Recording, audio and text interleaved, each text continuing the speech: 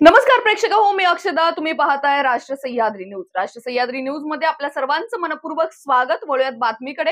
राजकारण आपला विषय नाही, मात्र शिक्षकांचे प्रलंबित प्रश्न सोडवण्यासाठी आपण प्रयत्न करणार असल्याचे प्रतिपादन डॉक्टर राजेंद्र विखे पाटील यांनी केले. ते आज शिक्षक पदवीधर मतदारसंघाच्या निवडणुकीचा अर्ज दाखल करणार यासाठी लोणीचे ग्रामदैवत म्हसोबा महाराजांच्या दर्शनासाठी आले. यावेळी त्यांनी पत्रकारांशी संवाद साधला. यावेळी ते बोलत होते. सध्या नाशिक विभाग पदवीधर मतदारसंघाची निवडणूक प्रक्रिया सुरू झाली आहे.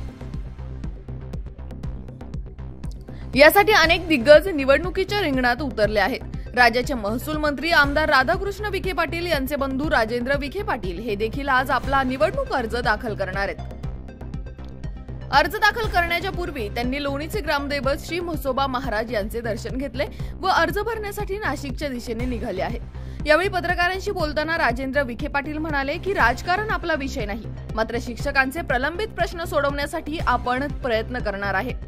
ते सध्या सावित्रीबाई फुले पुणे विद्यापीठाच्या व्यवस्थापन परिषदेचे सदस्य आहेत. आज ते अपक्ष म्हणून अर्ज दाखल करणार आहेत, तर दुसरीकडे भाजप पक्षासोबत देखील त्यांची चर्चा सुरू आहे.